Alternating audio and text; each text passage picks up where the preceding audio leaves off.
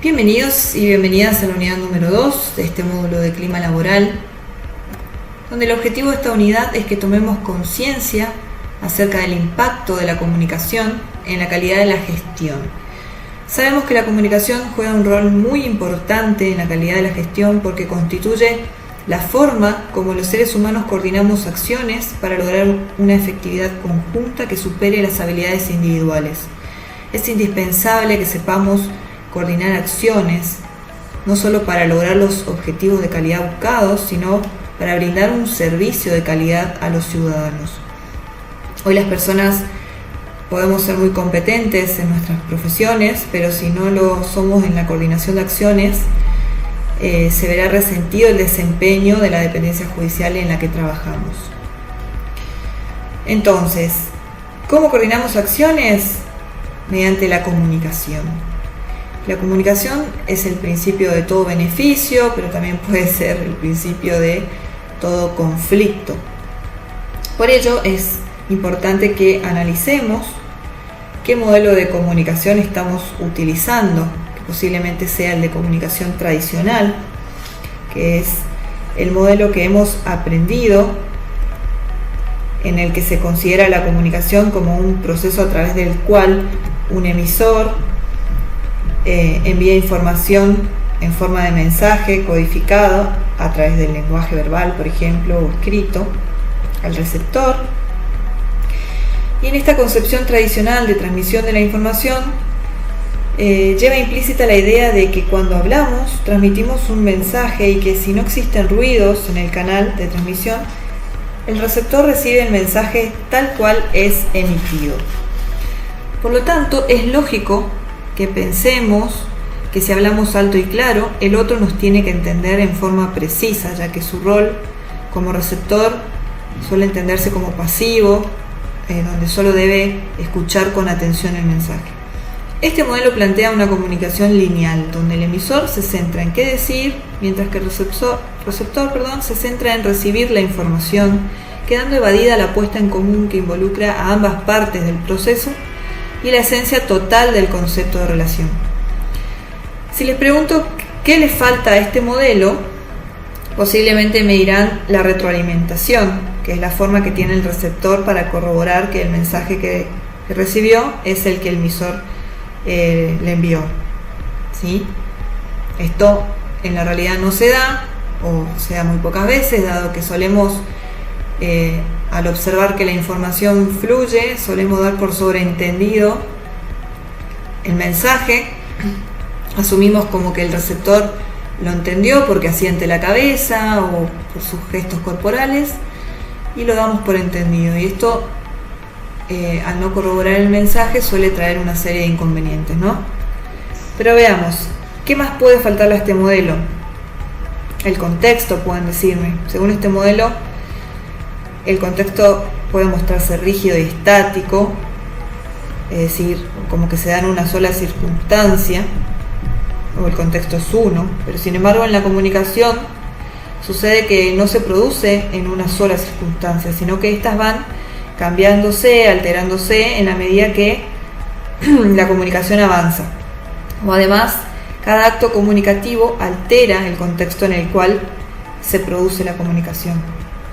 Entonces, finalmente, según este modelo, las personas cuando nos comunicamos intercambiamos información que puede ser alterada por los elementos que se ven en la imagen, como el código, el ruido, pero más allá de eso, nuestra mente también cuenta con ciertas interferencias que pueden alterar el sentido del mensaje, que no son tenidas en cuenta en este modelo. Como vimos en la unidad 1, lo que cada uno percibe está condicionado por sus modelos mentales. Por lo tanto, entre lo que uno dice y el otro escucha hay una serie de filtros que no son tenidos en cuenta, que pueden generar grandes brechas entre el sentido de lo dicho y el sentido de lo escuchado. ¿Qué quiere decir esto? Decir y escuchar son fenómenos distintos. Veamos por qué. No solo intercambiamos información cuando nos comunicamos, intercambiamos también sentido. Es decir, que además de oír las palabras que el otro dice, para entender el mensaje necesitamos indefectiblemente darle un sentido a lo que oímos. Y ese sentido no se determina por el significado literal de lo dicho, se determina por lo que percibimos a través de los oídos, más lo que interpretamos de lo que percibimos o de lo que escuchamos, ¿sí? Entonces, cuando lo que decimos no es escuchado de la forma esperada, y especialmente cuando lo que escuchamos no es lo que esperábamos escuchar, nuestra mente llena esa brecha con historias y juicios personales, abriendo una brecha aún más profunda en la comunicación. Entonces, ¿cuál es el problema fundamental de la comunicación? Es la confusión entre hechos y juicios. Cuando las personas presentan sus juicios, opiniones o interpretaciones como si fueran verdades absolutas, es muy difícil operar con efectividad. Por ejemplo, si alguien dice: veo que Marcela llega tarde al trabajo, por lo que sospecho que anda en algo raro. Podemos dividir esta observación en dos partes. La primera es una afirmación que describe el hecho, es decir, que Marcela llega tarde, lo que observamos, donde podemos comprobar que llega tarde al trabajo mediante la planilla de asistencia o el registro del reloj biométrico. Y la segunda es un juicio, donde se traduce la situación como algo raro, ¿no? Cuando dice: por lo que sospecho que anda en algo raro. Eso ya es un juicio, es una interpretación que le asignamos a aquello que vemos, ¿sí? Lo que estamos transmitiendo en el mensaje. Es decir, transmitimos un mensaje al emisor, que es el hecho, lo que observamos y describimos mediante afirmaciones, y le sumamos nuestra propia interpretación a ese hecho. Y esto, que puede resultar raro para mí, de alguna forma, dado que yo tengo mis ciertos estándares internos por los cuales hago este juicio subjetivo, donde considero que algo es raro, puede resultar totalmente diferente para el oyente. Lo que para mí es algo raro, para el otro puede resultar algo totalmente diferente. Entonces ahí es en las interpretaciones, es donde le damos el sentido al mensaje, y este sentido puede no resultar el mismo para todos. Habíamos visto en la unidad número 1 que observamos los mismos hechos, pero a cada hecho que observamos le asignamos nuestra interpretación mediante nuestro mapa de representación de la realidad, ¿no? Acá sucede lo mismo. Escuchamos datos y a esos datos le sumamos nuestra propia interpretación que le dan sentido a ese mensaje, ¿sí? Veamos, la capacidad de prestar atención es inversamente proporcional a la necesidad de tener razón. Esto es importante tener en cuenta, porque si yo me centro en que tengo razón, en que lo que estoy diciendo es como es, o tiene que ser como digo, me centro en lo que me cuento, en mis juicios personales, en mi historia, y esto me anula la capacidad de prestar atención al otro, es decir, de abrirme a la opinión del otro, a lo que observa el otro, ¿sí? A la mirada del otro.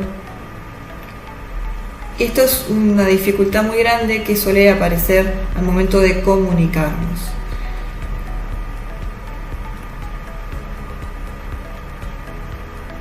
Veamos, entre lo que pienso, lo que quiero decir, lo que creo que dije, lo que en realidad dije, lo que puede que hayas escuchado, lo que realmente escuchas, lo que quieres escuchar, lo que crees que escuchas y lo que realmente escuchas, existen múltiples posibilidades de que se produzca un malentendido. Justamente por esto que vimos anteriormente, el sentido que le atribuimos a los mensajes. Entonces, vimos este modelo tradicional, ¿sí? En donde interpretamos que el proceso de comunicación se da a modo lineal, unidireccional, en donde el emisor habla y el receptor escucha, que esto es lo que en realidad nos sucede, dado que no solo transmitimos palabras, sino que existen otros elementos que influyen también en nuestro mensaje y en la interpretación del mismo. Entre ellos están las emociones. No es lo mismo que transmitamos un mensaje enojados, de manera efusiva, a hacerlo entusiasmados, alegres o en paz, ¿sí? Tiene otra llegada. El contexto vimos que no es estático, este es dinámico, El contexto es el lugar en el que nos movemos, en el que nos comunicamos, en el que coordinamos acciones. No es lo mismo coordinar acciones en una oficina que hacerlo en un club o antes de salir de nuestras casas. El contexto es algo importante a tener en cuenta al momento de comunicarnos. La corporalidad dice mucho. Hay un estudio que se realizó en el año 1967 por un psicólogo llamado Albert Mehrabian, conocido por su trabajo pionero en el campo de la comunicación. Él realizó un experimento sobre actitudes y sentimientos para comprobar que la comunicación verbal es ambigua, es decir, él sostenía que la comunicación se puede interpretar de diferentes maneras. Y obtuvo como resultado que retenemos solo el 7% de la información mediante palabras, es decir, solemos creer que lo único que escuchamos son palabras, ¿no?, en el mensaje, o que la transmisión del mensaje es netamente verbal. Y este psicólogo, Albert Mehrabian, comprobó que no, que solo retenemos el 7% de la información transmitida mediante palabras, captamos el 38% de la información mediante la voz, es decir, el tono, el volumen, la resonancia. En este momento ustedes que me están escuchando obviamente influyen en el mensaje que les estoy transmitiendo, el tono, el volumen, las pausas que hago, los silencios, todo eso influye en la transmisión del mensaje. Y a su vez el 55%, presten atención, el 55% de la información que transmitimos mediante un mensaje, es decir, mejor dicho, la que retenemos de un mensaje, es el lenguaje corporal.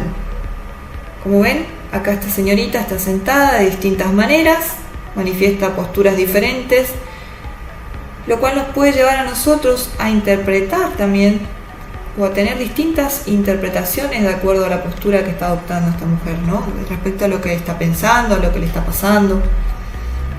El 55% de la información es transmitida mediante el lenguaje corporal, por los gestos, por la postura, la respiración, los movimientos de los ojos, las manos, etc. Es decir, que el 93% de la información la transmitimos mediante un lenguaje no verbal, que no contempla el modelo tradicional anterior, ¿sí? El 93%, ¿escucharon bien? Solo el 7% de la información es transmitida mediante palabras. Todo lo demás es transmitido por el lenguaje no verbal.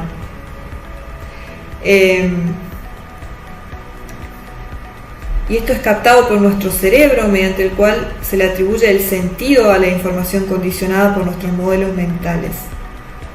Todo esto es captado por nuestros cerebros.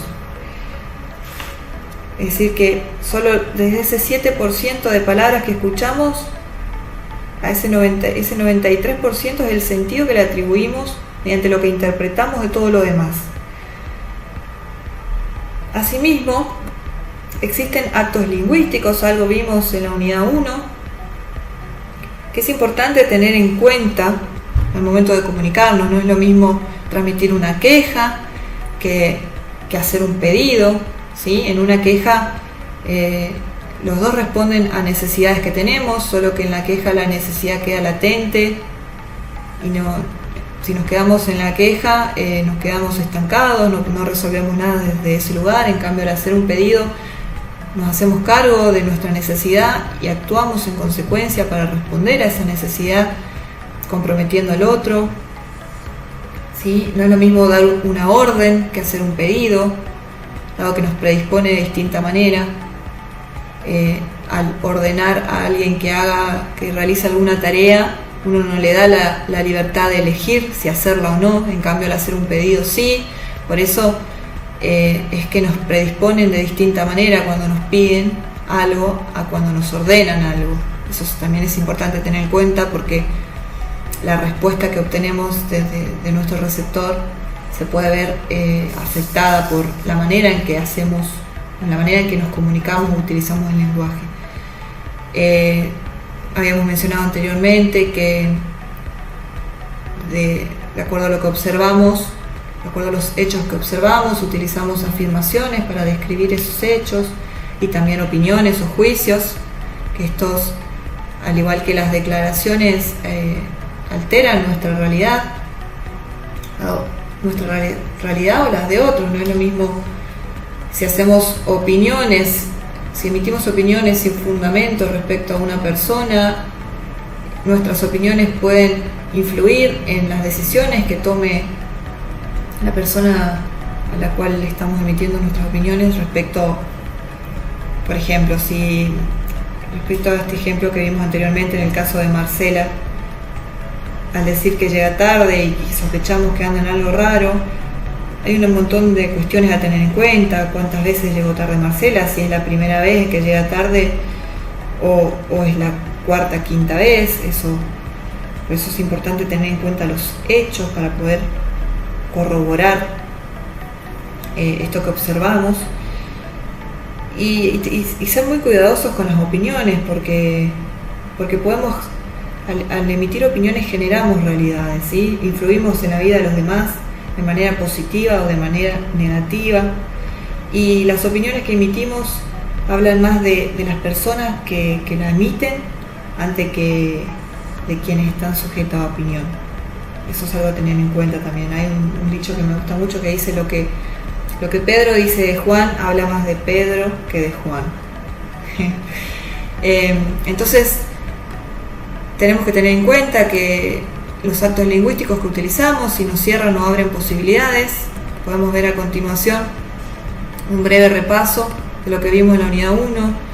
Vimos que en coaching sostenemos interpretamos, mejor dicho, que los seres humanos se crean a sí mismos en el lenguaje y a través de él, ya sea mediante un lenguaje descriptivo. En un lenguaje descriptivo nos quedamos con describir los hechos que observamos mediante afirmaciones o emitiendo juicios, opiniones o interpretaciones personales, y esto nos deja en un lugar de víctima. Nuestro compromiso queda con describir lo que nos pasa, con justificarnos, con quejarnos. ¿Sí? No resolvemos nada desde este lugar, simplemente nos estancamos. Esto nos lleva quizás de manera inconsciente a asumir este rol de víctima, quedándonos o atribuyendo, mejor dicho, el poder a las circunstancias o a terceras personas para que decidan por nosotros. Pero también existe un lenguaje generativo, que es al que apunta el nuevo modelo de comunicación productiva, que este lenguaje generativo incluye actos lingüísticos que incitan a la acción, como son las declaraciones. ¿Sí? Las declaraciones no son deseos o meros sueños, sino objetivos concretos que una persona se compromete a cumplir, llevando a cabo acciones para que ello ocurra. Por ejemplo, declarar, mejor dicho, el lunes me reuniré con el jefe de mesa de entradas a las 10 a.m. O de la mañana. Al decir esto es una declaración que incita a la acción. Consecuentemente, esta declaración nos lleva a realizar la acción de llamar al jefe para acordar la reunión de modo que ésta pueda concretarse. Vieron que de este modo vamos generando nuevas realidades al usar un lenguaje generativo. También están los pedidos, que se hacen cargo de mis necesidades, o las ofertas, cuando vemos necesidades de los demás y contamos con la habilidad de responder ante las mismas, entonces podemos ofrecernos, ayudarlos. De este modo coordinamos acciones. Y las promesas, que es la declaración de sí a los pedidos o las ofertas que hacemos. Cuando hacemos un pedido y la otra persona nos declara que sí, se compromete, ahí surge un acuerdo entre dos personas, hay una promesa, entonces la persona se compromete a responder. Es importante esto a tener en cuenta, de que nuestra imagen pública como seres humanos se convierte mediante el cumplimiento o no de las promesas que somos capaces de hacer. Esto habla mucho de nosotros, de nuestra persona, ¿sí? De esta forma adquirimos una actitud responsable, nos hacemos cargo de lo que hacemos, de lo que dejamos de hacer, y nuestro compromiso está con hacer que las cosas pasen.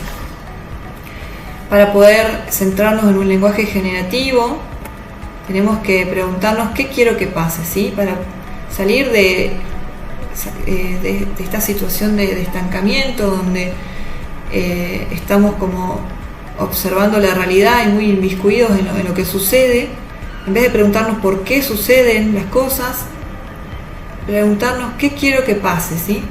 Ante esta situación que me disgusta, qué quiero que pase, y automáticamente esta pregunta nos conecta con los actos lingüísticos que nos incitan a la acción, que son las declaraciones, pedidos, ofertas y promesas.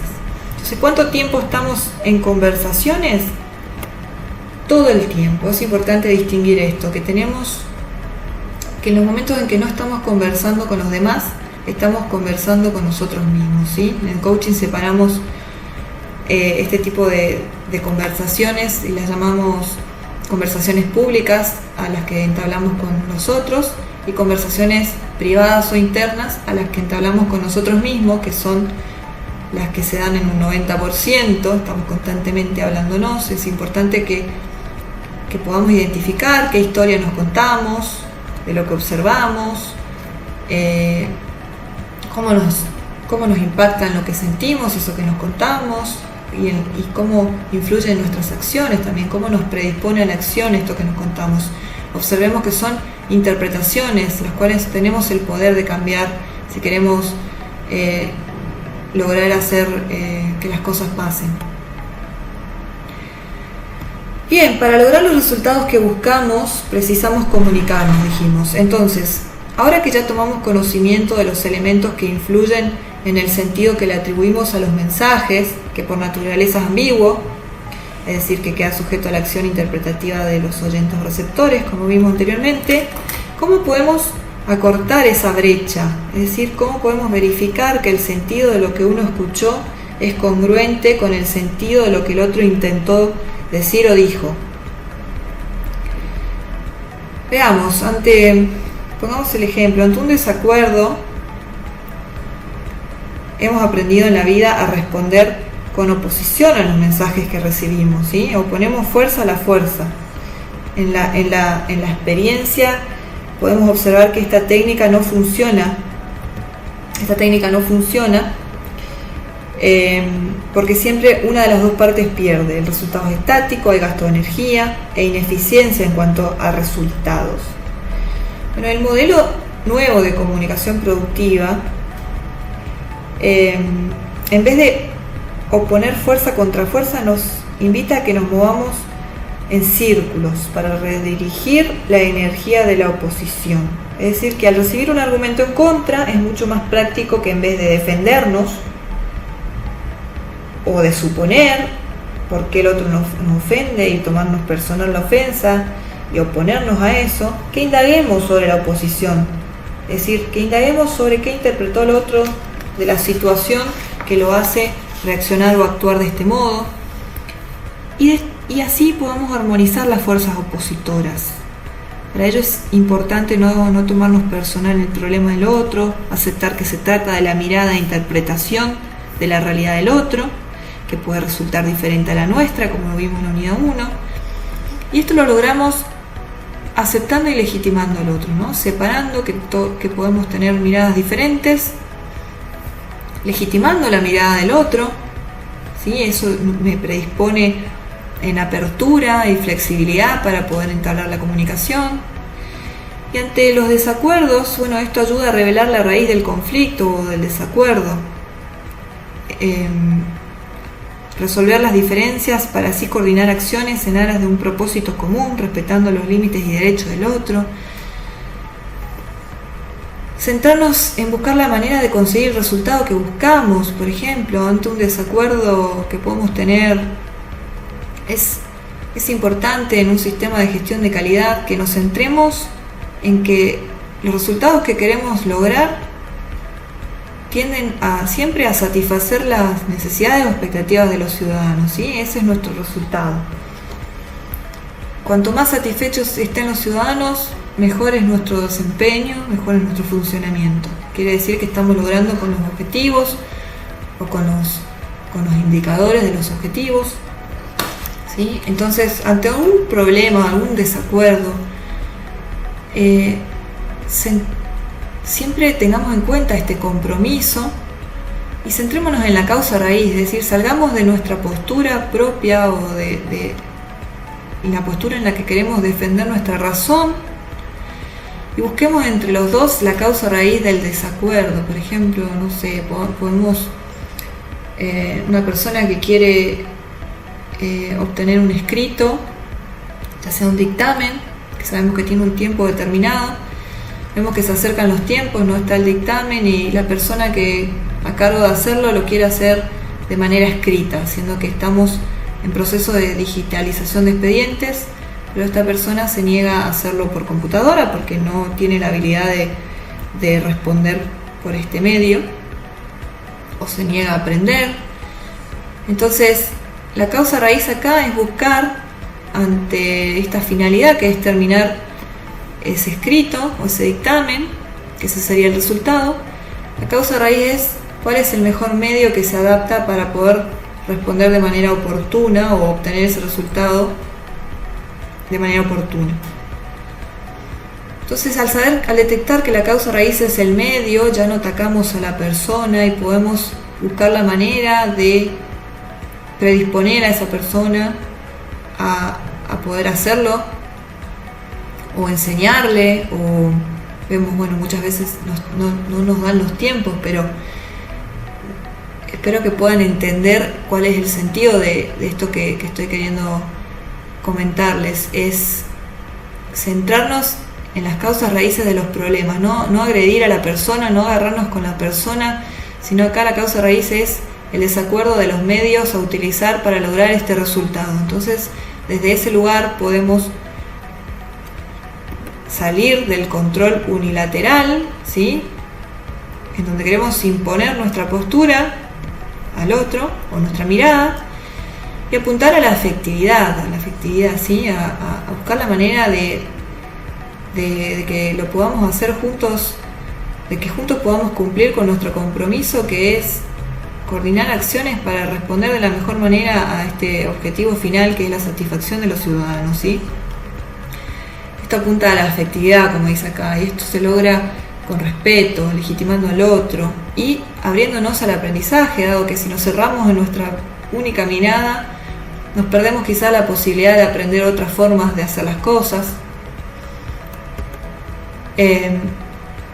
Asimismo, debemos reconocer que nunca tenemos toda la información relevante ante un desacuerdo. Siempre el otro puede aportarnos algo desde su mirada. Y en lugar de querer arreglar los desacuerdos, este modelo de comunicación productiva nos invita a que indaguemos, ¿sí?, a que indaguemos para profundizar la comprensión mutua. Indaguemos cuál es el sentido que le dio mi mensaje el otro, qué interpretó de lo que dije, que puede ser muy distinto a lo que yo quise que interprete. Puede que el problema haya estado en la manera en que comuniqué mi mensaje. Esto lo puedo descubrir indagando en qué interpretó el otro, o qué es lo que al otro lo lleva a sostener esa postura o esa actitud. Entonces, de este modo, indagando y exponiendo a su vez, decir, interpreté tu mensaje de tal manera, esto me hizo sentir de tal manera, la verdad que me enojó tu actitud. Hacernos cargo de lo que sentimos, de lo que interpretamos, exponerlo, darlo a conocer, dar a conocer al otro nuestra mirada, y preguntando, en vez de suponer lo que el otro piensa o lo que el otro se cuenta de lo que le decimos, siempre preguntar. Ante la duda, preguntar. Esta información la pueden obtener del libro de Freddy Kaufman. Son 3 tomos de Meta Management. Pueden interiorizarse un poco más en el tema si quieren hacerlo. Freddy Kaufman, ese es el autor. Bueno, la comunicación productiva, dijimos que justamente se da en esta danza conversacional, ¿no?, que tenemos que buscar lograr. Para ello necesitamos elegir el momento adecuado para llevar a cabo la conversación, no hacerlo compulsivamente o estando enojados. Sabemos que las emociones influyen en nuestros comportamientos y en el mensaje que queremos transmitir, dado que el 55% de lo que el emisor recibe de nuestro mensaje es nuestro mensaje corporal, es nuestra corporalidad. Centrarnos en recordar los compromisos, para qué estamos, para qué hacemos lo que hacemos, para quién trabajamos. ¿Trabajamos para el Poder Judicial o trabajamos para los ciudadanos? Para responder de la mejor manera posible a las necesidades de los ciudadanos, ¿sí? Es importante que recordemos esto al momento de coordinar acciones o de atender desacuerdos. Entonces, enfocarnos en la importancia de la relación en lugar de defender nuestra razón, esto por lo que vimos anteriormente.